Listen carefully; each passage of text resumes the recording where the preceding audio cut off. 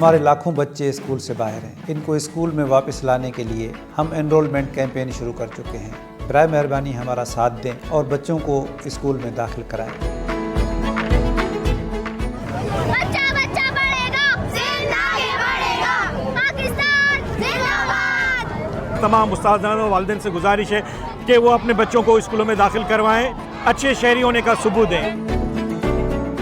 वो बच्चे जो कि बुनियादी सहूलत से महरूम हैं, उनको गवर्नमेंट स्कूलों के अंदर फ्री ऑफ कॉस्ट तालीम दी जाती है, किताबें दी जाती हैं, बच्चियों को स्टाइपेंड दिया जाता है।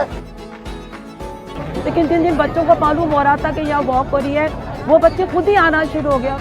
ये उन तमाम लोगों के लिए एक आगाही है, एक शऊर है, एक मुनज़्ज़म मुहिम है कि हमारे बच्चे स्कूलों में आए। एक एम्पावरमेंट लानी है तालीम के अंदर कि आप सब आगे बढ़ें, ताकि तालीम आगे बढ़े, सिंध आगे बढ़े।